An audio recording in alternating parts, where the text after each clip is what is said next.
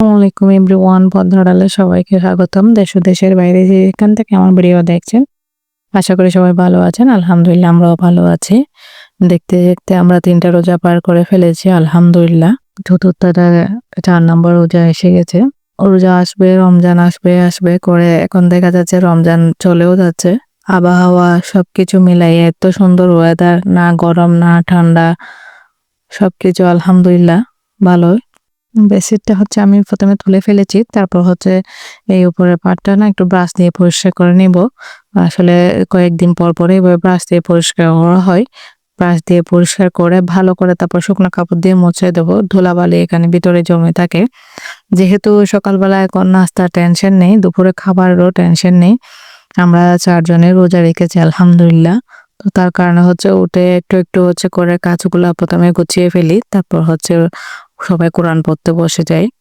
এরপরে গোসল সেরে নামাজ পড়ে আস্তে আস্তে ইফতারের আয়োজনগুলো রেডি করে। তো আমি হচ্ছে পালঙের এই পাশটা ভালো করে একদম পরিষ্কার করে নিচ্ছি শুকনা কাপড় দিয়ে ভিতরে হাত দিয়ে। দেখা যায় ভিতরে না অল্প একটু ধুলা জমে থাকে। তো তার কারণে এভাবে হাত দিয়ে পরিষ্কার করতে হয়, ব্রাশ ভিতরে ঢোকা যায় না।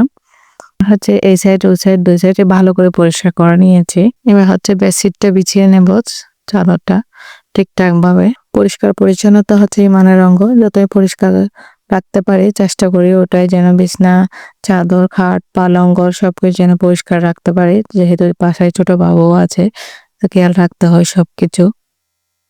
বিছানাটা হচ্ছে আমি ভালো করে চাদরটা টান করে বিছিয়ে নিয়েছি। এবার হচ্ছে পিলোগুলা দিয়ে দিচ্ছি এভাবে।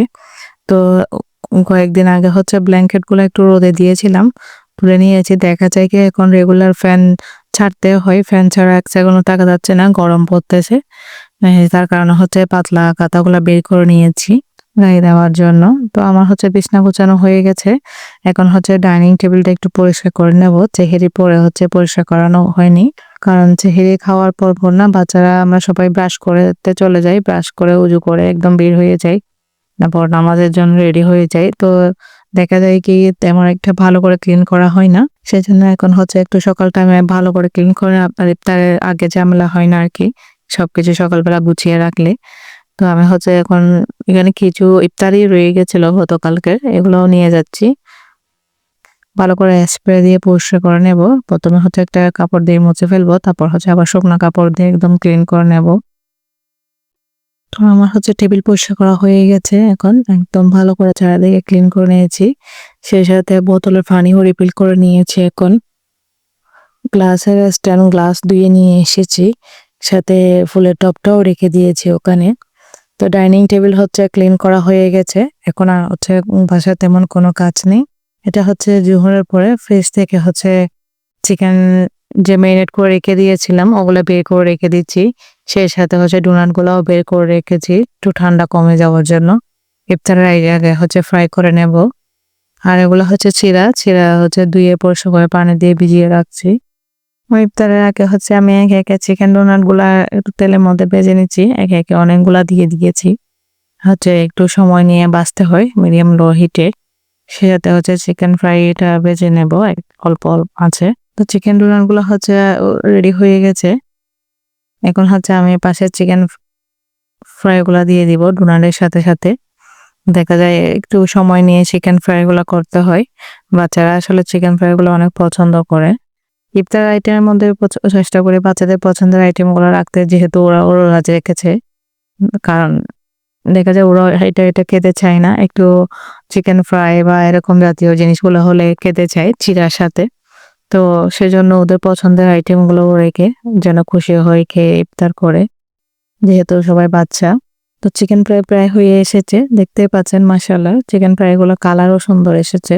আসলে সেহরির টাইমের ভিডিও করা হয় না, কারণ দেখা যায় সেহরিতে বাচ্চাদেরকে ডাকতে না অনেক টাইম চলে যায়।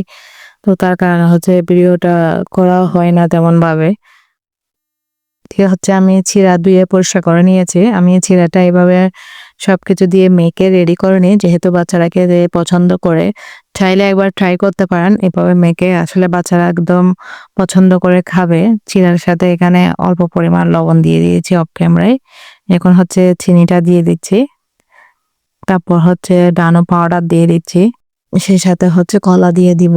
দেখতেই পাচ্ছেন আমি সবকিছু মেখে নিয়েছি, মাশাআল্লাহ একদম রেডি হয়ে গেছে দই চিড়া কলা। দুধ চিড়াও কলা বলা যায়, বাচ্চারা অনেক পছন্দ করে এটা। তো আমি এখানে ইফতারিগুলো টেবিলে নিয়ে আসতেছি একে একে। আগে থেকে বাটি প্লেটগুলো আমার মেয়ে নিয়ে এসেছিল, দুধ জুস বানিয়ে রেখেছে। তো আমি চিকেন ফ্রাই, চিকেন ডোনাট নিয়ে এসেছি। তো আমার ছেলে মসজিদ থেকে নামাজ পড়ে আসার সময় না জিলাপি নিয়ে এসেছিল। জিলাপিগুলো আমি প্লেটে নিয়ে নিচ্ছি, আর সাথে চিড়া। এই আর কি, আলহামদুলিল্লাহ আজকের ইফতারি রেডি হয়ে গেছে, সাথে খেজুর। তো আমি চিড়াগুলো একদম বাটিতে বেড়ে রেখে দেবো বাচ্চাদের জন্য, ইফতারির টাইমে যেন সবাই এসে যারটা নিতে পারে। তো আজকের ভিডিওটা এইটুকুই। যদি ভালো লাগে একটা লাইক এবং সাবস্ক্রাইব করবেন, বেল বাটন অন করে রাখবেন, পরবর্তী ভিডিও দেওয়ার সাথে সাথে যেন নোটিফিকেশন পৌঁছে যায়। সবাই ভালো থাকবেন, সুস্থ থাকবেন। আল্লাহ হাফেজ।